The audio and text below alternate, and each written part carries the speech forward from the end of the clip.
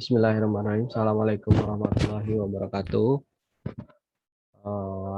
Alhamdulillah, pada kesempatan kali ini saya sangat senang menemui Anda semua mahasiswa PGMI Universitas Islam Negeri, mahasiswa Universitas Islam Negeri Fatmawati Soekarno Bengkulu. Nah, pada pertemuan kita kali ini target pembelajarannya adalah bagaimana memahami, kemudian bisa menjelaskan asal muasal, kemudian fungsi, selain itu manfaat dari media pembelajaran. Media pembelajaran itu banyak ya. Nah, kalau dahulu siswa itu hanya mencatat, kemudian menghafalkan materi yang bisa dijelaskan oleh guru, kemudian duduk, kemudian dengar. Nah, jadi siswa itu cenderung menjadi objek pasif, menunggu guru menemukan informasi. Nah, sekarang dengan seiring berjalan waktu, tentu paradigmanya harus dirubah. Gitu. Jadi siswa itu harus memiliki aktif ya, harus siswa aktif. Nah, ini merupakan tanggung jawab seorang guru bagaimana cara mengaktifkan siswa dalam pembelajaran. Nah, salah satunya adalah dengan memanfaatkan media pembelajaran bagi siswa. Jadi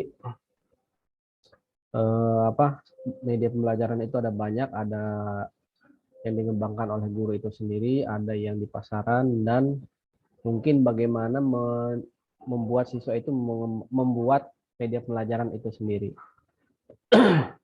Jadi fungsinya apa? Jadi tujuannya ini, pertama biar pembelajaran menjadi lebih menarik dan interaktif. Selain itu, pembelajaran menjadi lebih konkret dan nyata. Nah, fungsi media dalam pembelajaran itu apa sih? Ya, pertama, biar mempersingkat proses penjelasan materi pembelajaran. Selain itu, mendorong siswa belajar lebih mandiri. Nah, ini contohnya adalah siklus air ya. Siklus air mulai dari siklus 1 sampai ke 4 ini bisa diperlihatkan sini gambarnya. Jadi siswa tidak perlu mengamati keluar ruangan, cukup mengamati dari sini aja.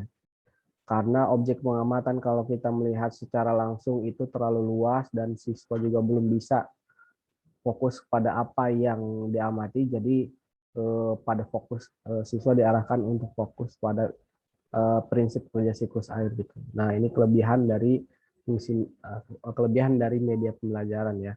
Kita bisa memfokuskan apa yang harus diamati. Selain itu, media pembelajaran, materi pembelajaran menjadi lebih terstandar, kemudian belajar dan mengajar dengan memanfaatkan aneka sumber belajar. Nah, fungsinya juga sebagai alat untuk mempelajari apa yang ada di alam. Selanjutnya, manusia karena keterbatasan indranya, jadi fenomena alam yang terjadi di luar sana dihadirkan melalui media ini. Itulah fungsi dari media pembelajaran. Nah, selanjutnya kalau kita melihat dari kerucut pengalaman Edgar Dale ya, SD ini kan baru pada masa berpikir konkret ya. Jadi mulai dari berpikir konkret yang paling bawah sampai ke atas, nah itu siswa, kita sebagai guru, calon guru harus bisa memahami karakteristik siswa. Nah, ini adalah wujud pengalaman Edgar Dale tujuannya supaya kita sebagai guru bisa menentukan metode apa yang cocok dengan karakteristik atau psikologi perkembangan anak. Nah, ini pemanfaatannya ya bisa berupa buku ataupun gambar ataupun model 3D atau 2D, 2 dimensi.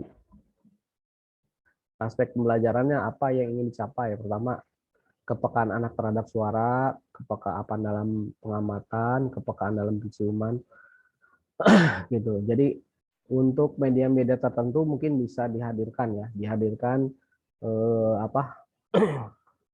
pembauan ya. Nah, kemudian kepekaan gerak, kemudian kepekaan perabaan atau unsur taktil. Nah, ini contohnya yang bisa kita lihat di gambar yang ada tangan ini merupakan indera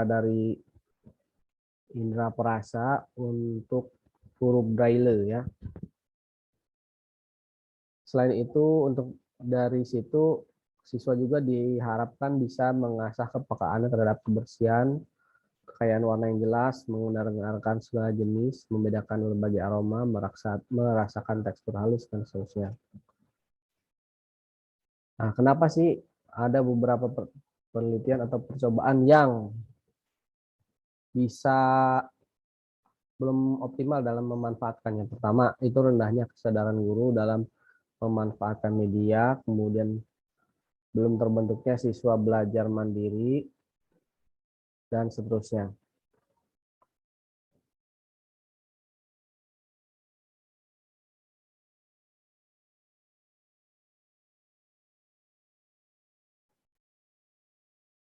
Nah, ini media, bagaimana mendisplay media kepada anak-anak ya.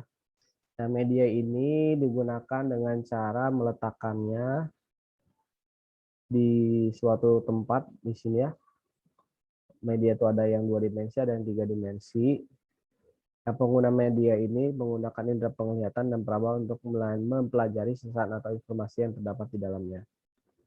Media display itu ada banyak ya. Pertama ada flip chart atau lembar balik gitu ya. Terus ada papan buletin. Selanjutnya ada struktur organisasi, gambar-gambar gitu. Selanjutnya papan tulis, ada galeri juga, di sini ada chart juga ya, macam-macam ya. Banyak sekali pemanfaatannya. Ada poster. Jadi poster di sini ada inklusi hidrologi juga kalau Anda lihat ini ya. Terus ada majalah.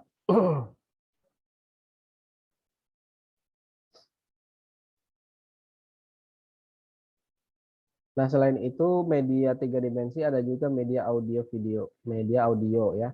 Media audio ini biasanya berupa lagu-lagu yang berkenaan atau relevan dengan kegiatan pelajaran seperti kegiatan seni tari gitu. Nah, untuk misalnya dalam implementasi dalam IPA tentu saja misalnya ini ingin mendengarkan suara burung, gimana burung berbunyi, ataupun ingin mendengarkan bagaimana bunyi eh, jangkrik ya, jangkrik untuk spesies tertentu misalnya yang warna hijau ataupun spesies dengan kaki yang berbeda itu pasti bunyinya berbeda-beda. Nah, itu kita bisa menghadirkan di situ. Nah, ini kaset audio ya. Kita bisa melihat misalnya salah satu contohnya adalah ceramah.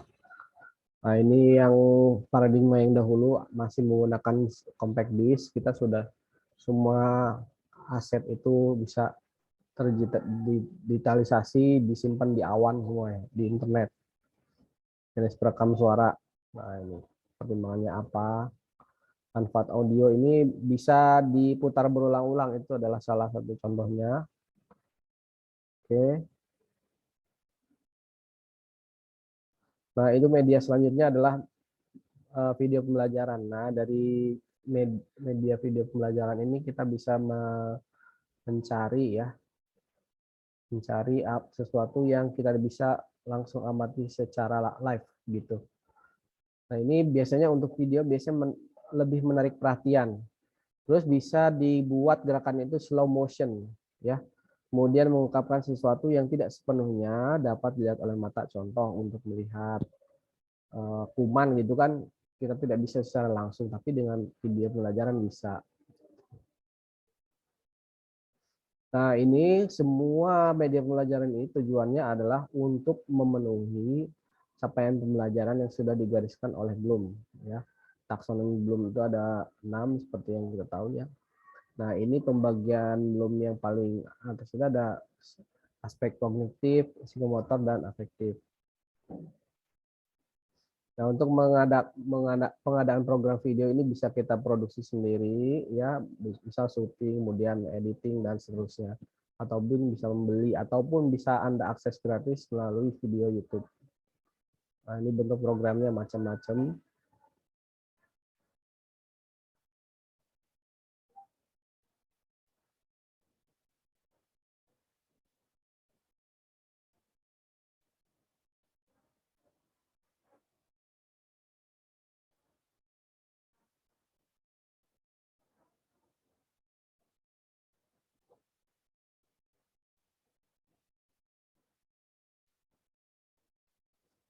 Nah, oke, baiklah.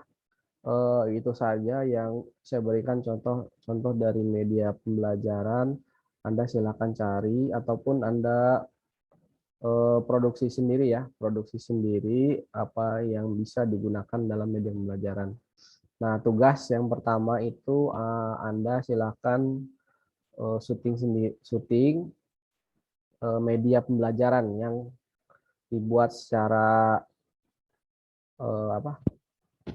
Mesti gini, saya ingin memberikan tugas kepada Anda yang pertama itu buatlah video pembelajaran tentang apapun ya di dalam bidang sains atau dalam bidang IPA.